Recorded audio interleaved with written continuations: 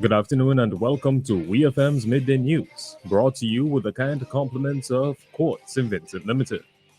It's Match Madness at Quartz Ready Cash, so be ready for craziness. For all of Match, you can get a stove, a smart TV, recliner, or sofa bed, valued up to $2,599 for free with your loan of $3,500 and over. It's madness all month long. Are you ready? Hurry! Visit your nearest Quartz or Quartz Ready Cash store or apply online at www.readyfinancecaribbean.com. At Quartz Ready Cash, we are ready when you are. Conditions apply. Offer valid while stocks last.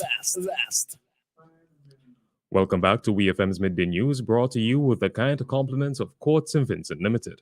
I am your presenter, Rajiv Providence.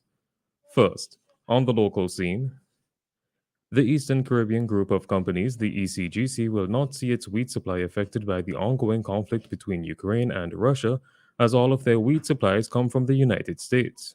This is according to the ECGC's Chief Executive Officer J. Robert Cato, who made the statement during an interview on WEFM this morning. However, he noted that their primary concern, while not a new issue, is the rising prices of wheat. We hear more from the ECGC's CEO. We buy most of our wheat. We buy all of our wheat, in fact, from the United States. And most of that comes out of access in the United States. Then it goes across by land to New Orleans, and then it comes down into the Caribbean. Yeah. So our wheat is U.S. wheat. Outside of the war, the price of wheat has been at its highest since 2008, 2012. I know you hear a lot of people speaking about the price of oil now. We have been struggling with high wheat prices since July of last year. That's everybody in the industry, not only St. Vincent, all the other markets that produce wheat. So what has happened in Ukraine has just added more uncertainty to the situation, and that, in fact, will affect price. Not necessarily a shortage, but just the uncertainty. That was the ECGC's CEO, J. Robert Cato.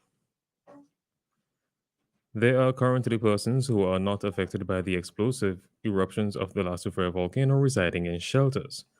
Prime Minister Dr. Rajiv Providence made mention of this during a call to NBC Radio earlier today, where he noted that there are alternatives for these persons. We hear more from the Prime Minister. We have some persons still in shelters, small number, and we have some persons who we are paying rent for still. Again, small numbers, relatively speaking. But there are one or two persons who are in shelters, Johnny P., who should not be in shelters because they had not been affected by the soufrière or any natural disaster, but they took advantage to put themselves in shelters. And I made the point clear to the Permanent Secretary and the Ministry of Social Development. Those persons should be put in rented accommodation under the normal Ministry of Social Development program now. Like if somebody has a fire or somebody is homeless for whatever reason, we try to provide some support, but it usually involves getting you some rental for about 6 months to Johnny P. And during that period to see what arrangements we can make. Sometimes people have a land themselves, we can help to build something. Sometimes you have to find the land. There are variations, but they have different programs for different categories. That was the Prime Minister, Dr. Rajiv Providence.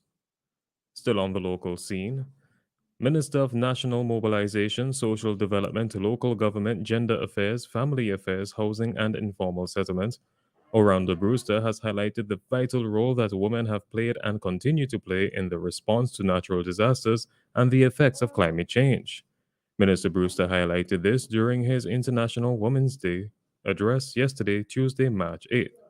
We hear more from Minister Brewster. In recent times, St. Vincent and the Grenadines has seen and witnessed a significant change and attitudinal shift in both women and societies through thoughts about women's worth and their contribution to the development of the country. Women's role and involvement over the past few years in response to the adverse effects of natural disaster has grown exponentially, highlighting environmental resilience and disaster risk reduction in the fight against climate change. That was the Minister of National Mobilization, Social Development, Local Government, Gender Affairs, Family Affairs, Housing and Informal Settlement, Orlando Brewster. Endomi- on the Endometriosis is an often painful disorder in which tissue similar to the tissue that normally lines the outside of the uterus, the endometrium, grows outside of the uterus.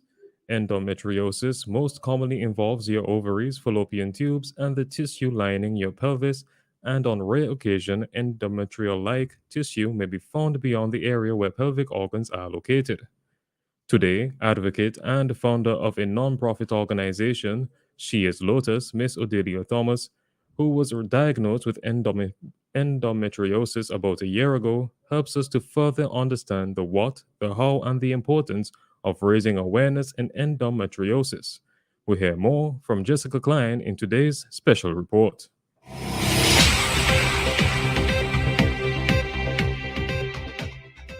Ms. Odelia Thomas stated that though it is common for endometriosis to affect the female's reproductive system, she wants it to be looked at as a whole body condition as it affects your lungs, heart, brain, liver, bladder, and kidney. She explained the symptoms that come with endometriosis and the different levels of severity that a woman with this condition may experience during their periods or even before and after. The most common symptom that you would hear women with endometriosis talk about is pain. And pain to the point where you are unable to function. Some women can't even move, they can't walk because of how debilitating the pain is. There is also chronic pain in the lower back. Some women get it running down their legs and across their pelvis.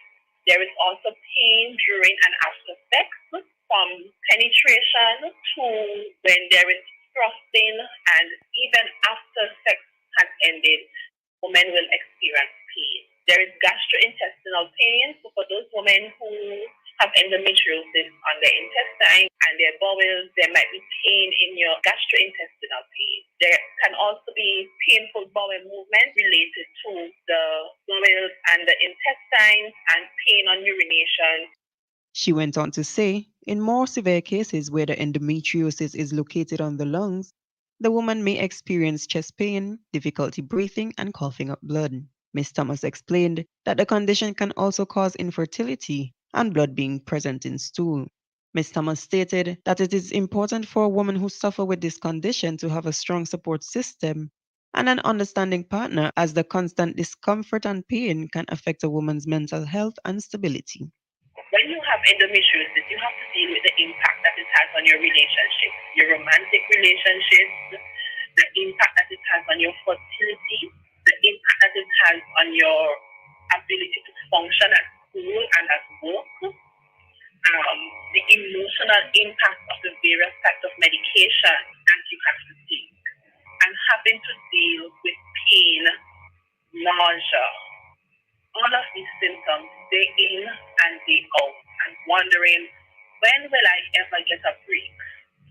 When will I have a pain-free day? Will I ever find somebody to love me and accept me as a woman who is unable to have children? Will I have the support that I need in years to come? It really does play a big role on your mental health. She said that there are few options when it comes to treating endometriosis, but this does not mean that the condition is being cured. The gold standard for treating endometriosis is what is called excision surgery. That is where a skilled surgeon will go in and surgically remove or cut out the endometrial lesions and the adhesion. And just to add here that there is no known cure. However, the excision surgery, it gives you a relief from most of your symptoms, and if it is done by a skilled surgeon, there is a great possibility that it will not return. She further explained that for those who are unable to access the excision surgery, there are pain medications and hormone therapy for those who suffer with heavy, painful, and long periods, and there are other surgeries as well as treatment that can help with fertility if becoming pregnant is the aim for their treatment. Miss Odelia Thomas says that she has many activities planned for Endometriosis Awareness Month and encourages persons to join the advocate community for women who suffer with endometriosis and similar chronic conditions on Instagram at sheis.lotus. I am Jessica Klein reporting for WEFM. Join us again next Wednesday when we will have another one of WEFM's special reports. On the news in the region, Guyana on Tuesday submitted its memorial on the merits of the border dispute with Venezuela to the International Court of Justice, the ICJ, with Georgetown remaining steadfast in ensuring there is a judicial settlement to the matter.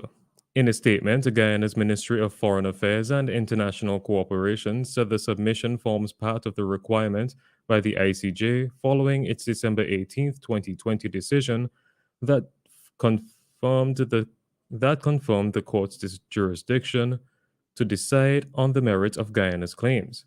The statement reminded that Guyana wants the ICJ to declare as valid the arbitral award of 1899 determining the boundary and binding on the two countries, and the boundary established by the award and the 1905 agreement demarcating it is the lawful boundary between Guyana and Venezuela.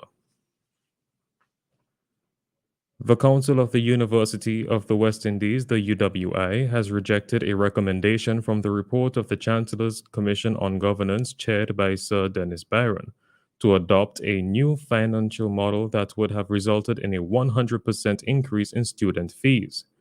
The Council, in a statement on Monday, noted that if the recommendation was accepted, it would have been a move from the present circumstance of students paying tuition fees equivalent to 20% of the cost of academic programs to 40%. This would pose an existential threat to the university, Caribbean society, and the economy, the statement said. It added that the review committee described this recommendation as being outside the terms of reference of the Byron Commission and residing in the domain of governments constituted as the University Grants Committee.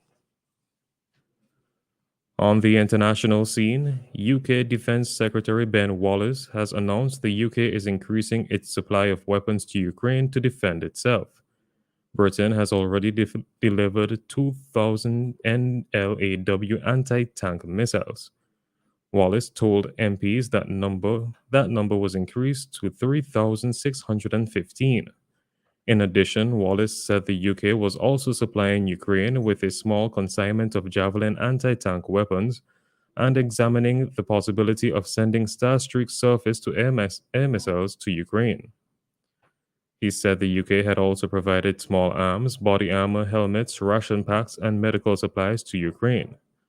Meanwhile, a 12-hour ceasefire has been agreed in 6 of the areas worst hit by fighting, Ukraine says.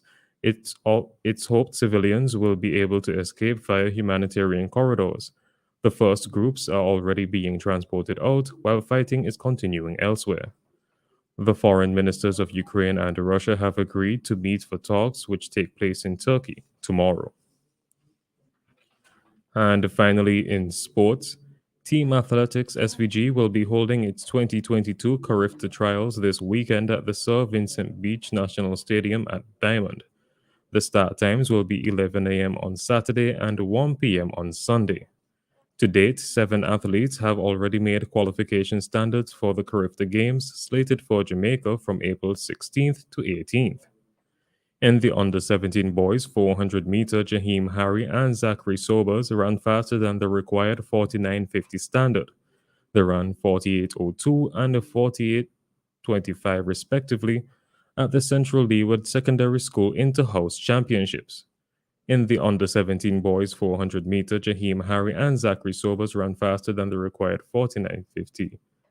That should be Ryan and Glasgow's times also qualified them for the World Junior Championships, ranking them 4th and 7th, respectively. This has been WEFM's Midday News. I have been your presenter, Rajiv Providence. Join us again at 3 p.m. for WEFM's 3 p.m. News. WEFM's Midday News is brought to you with the kind compliments of Court St. Vincent Limited. No frills. Just great prices. Only at Courts. We don't just talk about it, we've got it. Shop with